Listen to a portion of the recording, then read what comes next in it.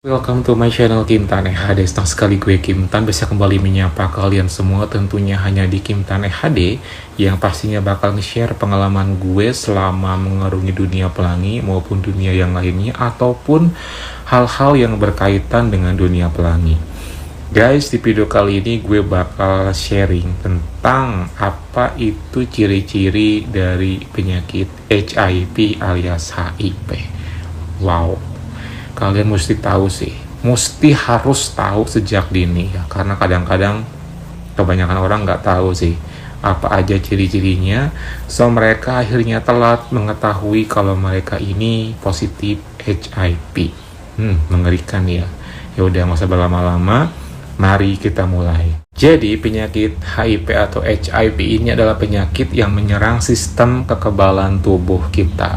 Sistem kekebalan tubuh. Tubuh kita ini punya sistem namanya kekebalan tubuh. Dinamakan sistem kekebalan tubuh ini adalah sistem pertahanan tubuh kita untuk melawan virus-virus yang masuk ke tubuh kita. Contoh nih, misalnya virus flu. Itu sebelum jadi penyakit akan diserang terlebih dahulu oleh si sistem kekebalan tubuh ini, guys. Coba bayangin kalau misalnya sistem kekebalan tubuh kita diserang dan akhirnya dia udah tidak bisa lagi bekerja dengan semestinya, kita benar-benar udah nggak punya lagi namanya pertahanan diri untuk melawan virus apapun. Disinilah yang namanya HIV itu sangat menakutkan, karena kita udah nggak punya lagi namanya benteng pertahanan. Ketika sistem pertahanan ini diserang, jadi udah nggak ada lagi benteng pertahanan, guys. Makanya apapun bisa masuk dengan leluasa, penyakit apapun bisa masuk tanpa adanya perlawanan terlebih dahulu. Mengerikan kan? Nah, makanya buat kalian yang masih suka kayak fun sana sini tanpa pengaman, better think twice ya, bahkan berkali-kali gitu. Pikir berkali-kali dulu kalau misalnya kalian mau do something tanpa pengaman. Terus penyakit HIV ini bisa menular melalui beberapa jalan, guys. Yang pertama adalah melalui hubungan antara cowok dan cewek tanpa pengaman, cowok dan cowok juga tanpa pengaman juga, dari air susu atau ibu menyusui, dan juga melalui jarum suntik. Kayak misalnya lu ya tatoan, atau misalnya kayak pokoknya yang berkaitan dengan jarum suntik dan jarum suntiknya itu terkontaminasi dengan virus HIV. Terus Kim, kalau misalnya beginian itu apakah beresiko juga nggak? Pengetahuan gue yang gue tahu lewat informasi yang beredar dan juga dari dokter, bahwa yang namanya beginian tuh nggak menularkan sama sekali. Sampai sini udah paham ya apa aja, melalui jalan mana saja penyakit HIV ini bisa masuk ke tubuh kalian. Dan kalau di dunia pelangi ini udah pasti dong, lewat mana lagi kalau bukan lewat dari do something antara cowok dan cowok tanpa pengaman. Makanya gue selalu wanti-wanti, please jangan mau kalau misalnya kalian do something sama cowok hanya karena looknya emang kayak wow dia sehat banget ya, bugar, badannya nge-gym gitu, terus juga rapi, bersih, mulus, putih, gak menjamin say. Makanya bener-bener harus kita pikirin matang-matang ya, karena penyakit HIV ini gak bisa kelihatan secara kasat mata loh. Dan bahkan juga banyak banget orang-orang yang kena HIV tetap kelihatan sehat. Jadi better buat kalian semua, khususnya buat yang muda-muda nih biasanya yang suka ceroboh, jangan mau kalau misalnya diajakin do something atau fun tanpa pengaman ya. Pokoknya itu wajib banget pakai pengaman, karena itu adalah bentuk rasa sayang diri kita kepada diri kita sendiri. Kalau bukan kita yang mencegah dan menyayangi, siapa lagi? Kita nggak mau dong apes dari orang lain, ya nggak sih? Pokoknya jangan karena mentang-mentang dia keren, ganteng, terus bodinya wow gitu, kita jadi kayak oke lah gitu, gue mau deh, terserah lo, pasrah. Jangan, kita mesti punya prinsip dan juga tanggung jawab untuk diri kita sendiri gitu loh, guys. Jangan sampai menyesal di kemudian hari. Kalau ngomongin penyakit yang satu ini emang sangat ngeri ya, karena siapa sih yang mau kena HIV gitu kan, apalagi kalian semua yang masih muda-muda gitu. Pokoknya gue harus nekenin lagi dari awal, harus dan wajib menggunakan pengaman kalau misalnya kalian do something sama siapapun. Terus Kim, itu kayak gimana tuh kalau misalnya kita tertular HIV dan masuk ke tubuh kita melalui do something tanpa pengaman, apakah langsung ketahuan? Sepengetahuan dan Tahu gue dari info yang gue tahu gitu, bahwa yang namanya virus HIV ini gak langsung jadi sih, perlu beberapa tahun, minimal 3 tahun lah, 3 tahun ataupun juga 5 tahun, tergantung dari sistem kekebalan tubuh setiap orangnya gitu, karena beda-beda sih, ada yang 3 tahun udah ketahuan, ada yang gak ketahuan gitu. Tapi bukan berarti kalau misalnya kalian sekarang nih, contohnya do something sama salah seorang cowok, terus tiba-tiba gue sehat-sehat aja kok, nggak kenapa-kenapa. Ya sekarang, we never know gitu kan. Di sini gue nggak ngedoain kalian buat kena HIV ya. Gue sama sekali nggak mendoakan demikian. Cuman, kalau misalnya kalian udah sekali aja pernah do something tanpa pengaman, itu udah harus wajib kalian rutin yang namanya tes PCT setiap 3 bulan sekali. Jujur li, gue pun juga sama sih, karena gue juga sangat bener-bener menjunjung tinggi yang namanya keamanan. Setiap gue fun sama siapapun, gue selalu menggunakan yang namanya pengaman dan rutin yang namanya tes PCT, karena itu wajib banget sih buat kita semua yang memang suka ngelakuin hal-hal begituan ya. Jangan sampai pokoknya kalian ketahuannya itu udah dalam keadaan yang tidak lagi fit gitu, karena banyak banget stadiumnya loh, setahu gue gitu kan, yang namanya penyakit HIV ini. Seperti apa Kim? Jadi gini, misalnya kalau lo nih ya tiba-tiba berjumpa dengan salah seorang cowok, do something, dan cowok tersebut adalah positif HIV dan dia itu menularkan ke tubuh lo, itu nggak langsung jadi guys. Nunggu minimal 3 tahun, 5 tahun, pokoknya tergantung tubuh kita seperti apa kekebalannya gitu. Yang pasti ketika virus itu udah masuk ya udah selesai gitu, karena sistem kekebalan tubuh kita pelan-pelan akan runtuh, bahkan tidak ada lagi yang namanya sistem pengamanan tubuh untuk melawan virus apapun lagi nantinya. Ngeri kan? Makanya pikir-pikir deh untuk ceroboh ya. Ketika misalnya virus ini mulai kelihatan, at least 3 tahun atau 5 tahun kemudian gitu. Kita ambil contoh 3 tahun yang paling deket ya. Kita nggak akan pernah ada gejala apa-apa. Pokoknya kita sehat banget. Tidak akan kelihatan kayak misalnya bergejala gitu, karena ini kita masih masuk ke stadium awal gitu. Jadi sama sekali nggak akan ada rasa ataupun efek yang gimana-gimana sih, nggak ada gitu. Tapi kalau dibiarin lambat laun, kalian pasti akan sering yang namanya ngalami demam tiba-tiba, yang kok bisa sih gue sering demam gitu kan, terus timbul yang namanya ruam, gatal-gatal di kulit. Dan itu tuh pasti banget sih, itu awal-awal kalau misalnya kalian telat mengetahui HIV. Kalau udah masuk ke tahap itu pasti, itu udah pasti banget sih kalian mesti cek alias tes PCT gitu, karena kita nggak pernah tahu kan, kalau misalnya kok sebelum-sebelumnya gue nggak pernah demam seperti ini gitu ya. Demamnya itu demam yang sering loh, bukan demam yang kayak jarang-jarang, tapi kayak sering demam gitu, demam yang aneh lah pokoknya. Terus juga timbul-timbul ruam tuh kayak gimana sih Kim? Yang kayak biang keringat gitu loh, yang merah-merah gitu di kulit.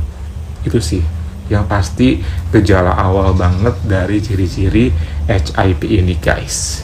Terus yang kedua nih, kalau misalnya kalian tetap kayak tidak mengindahkan ciri-ciri itu, kayak oke lah gue tetap positive thinking bahwa ini adalah cuma demam biasa dan cuma gatal-gatal biasa doang karena mungkin biang keringat mikirnya, kalian akan masuk ke gejala berikutnya, yaitu biasanya akan timbul yang namanya ciri yang sangat khas sekali, yaitu sakit lambung.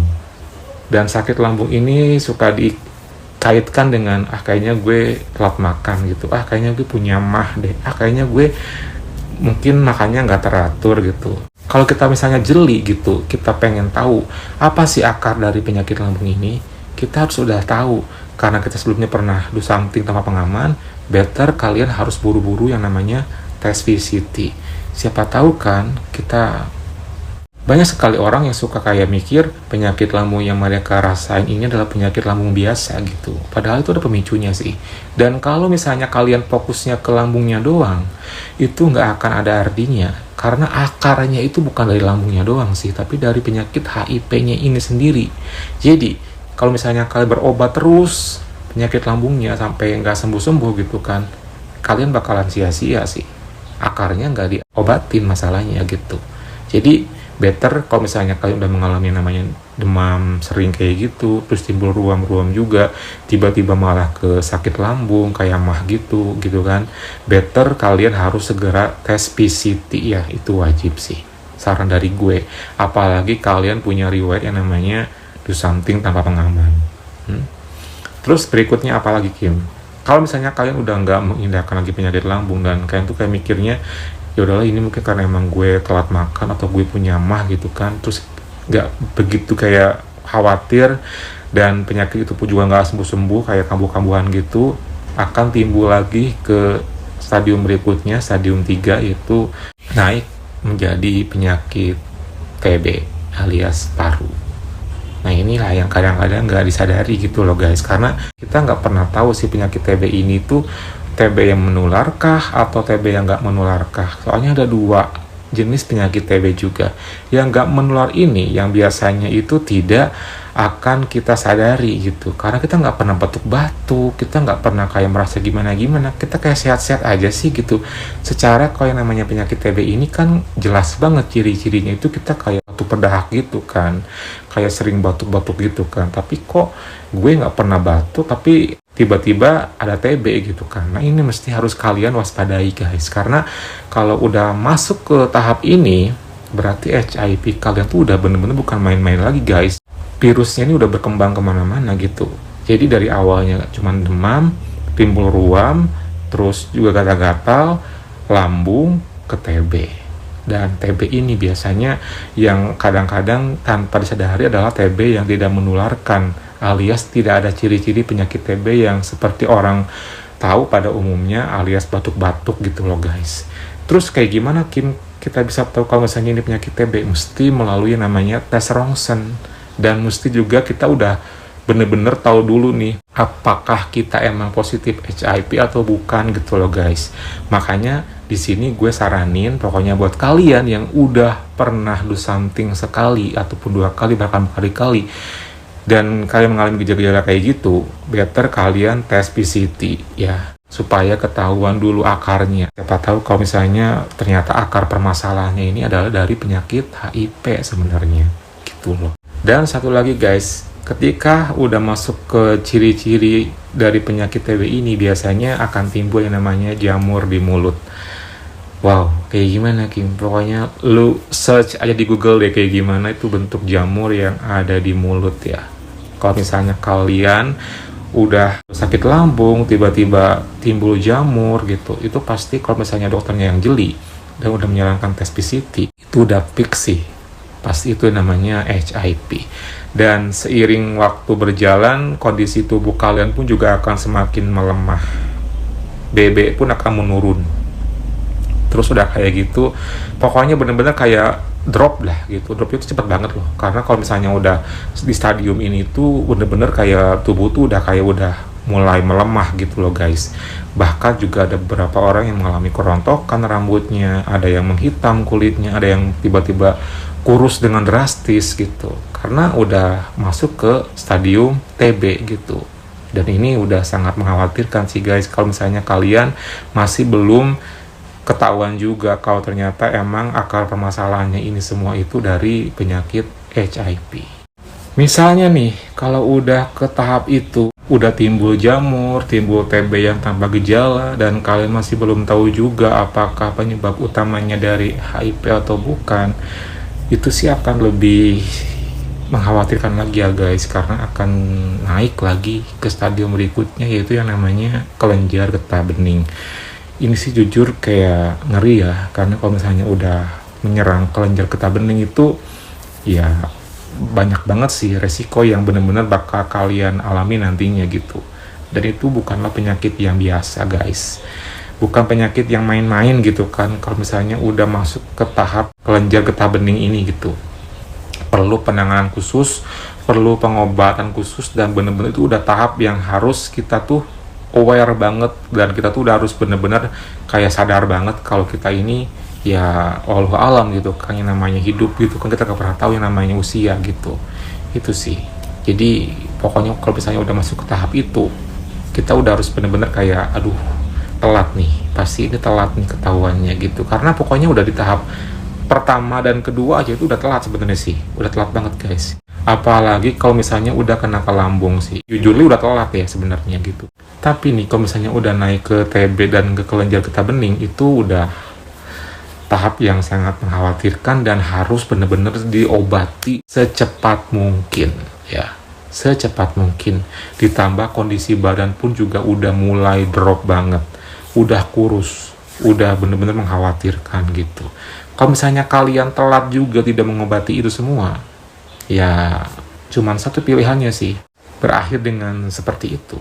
Dari semua penjelasan yang udah gue jelasin guys, kita bisa ngambil kesimpulan bahwa yang namanya penyakit HIV ini tidak berbahaya kalau kita mengetahui sejak dini ya, sebelum timbul gejala-gejala penyakit yang lain. Percaya sama gue ya, penyakit HIV ini sebenarnya tuh sangat mudah dan pengobatannya pun juga gratis, asalkan kita rutin berobat dan seumur hidup ya minum obatnya. Oke, catat ya, seumur hidup. Kalau misalnya kalian stop pengobatan ya cari masalah gitu. Berarti kalian tuh udah bener-bener menantang maut. Makanya di sini gue suka menyarankan buat kalian semua yang pernah do something tanpa pengaman ini untuk ngelakuin tes PCT itu buat apa? Buat mengetahui status kalian sejak dini supaya ya amit-amit ya misalnya kalian kena pun gitu kan, dalam tahap awal belum bergejala ke penyakit apapun juga itu bisa pengobatannya lebih ringan, lebih tidak yang benar-benar gimana-gimana gitu. Sekarang bayangin aja nih, kalau misalnya kalian tuh udah ketahuan di stadium 3, stadium 2, yang udah ada lambungnya, udah ada TB-nya, udah ada jamur segala macam gitu kan. Itu tuh pengobatannya bukan cuma HIV doang, tapi penyakit itu juga guys. Makanya tuh bakal ribet banget sih. Nanti obatnya bakal banyak gitu yang mesti kalian konsumsi setiap harinya. Belum lagi perasaan dropnya gitu, belum lagi mental kitanya yang terganggu, pikiran pokoknya udah kacau, stres gitu. Itu bakal makin menambah suasana, makin chaos gitu kan, kayak seolah tuh kayak udah dunia itu udah kiamat gitu.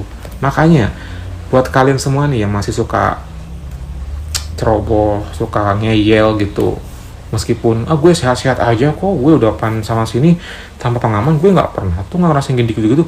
Sekarang ya kita nggak pernah tahu gitu, bukannya gue mendoakan ya, tapi kita tuh harus menjaga diri lah gitu, sayang sama diri kita sendiri gitu, jangan sampai ketahuan sejak di tahap-tahap yang udah mengkhawatirkan tadi ya. Pokoknya sekali kalian pernah do something tanpa pengaman, disitulah kalian udah harus tes PCT setiap 3 bulan sekali, supaya kalaupun kalian amit-amit kena pun ketahuan sejak dini, yang belum ditambah penyakit-penyakit yang menyertainya kayak lambung, TB, dan juga kelenjar getah bening, dan lain-lain. Sampai sini sudah jelas ya, itulah ciri-ciri penyakit HIV yang perlu kalian ketahui ya, supaya kalian tuh lebih waspada lagi, lebih sadar diri lagi kalau misalnya kalian terkena yang namanya beberapa gejala yang udah gue uraikan barusan.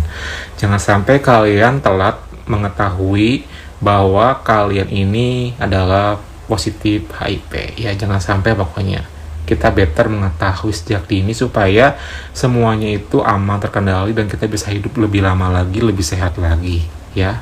Sekali lagi pesan gue buat kalian semua, cowok pelangi dimanapun berada, ayo ya, wajib pengaman sama siapapun tanpa terkecuali, tanpa mandang siapa dia, seganteng apa, sekeren apa, pengaman nomor 1 ya.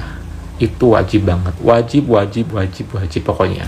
Jangan sampai ceroboh dan juga merelakan diri kita untuk orang yang baru kita kenal hanya demi sebuah kesenangan sesaat. Semoga info yang gue uraikan ini bermanfaat buat kalian semua, dan kita semua selalu sehat selamanya dan terhindar dari hal-hal yang kita nggak inginkan. Kalau gitu Kim pamit dulu. Thank you for watching. Jangan lupa like, comment, subscribe, and see you next time.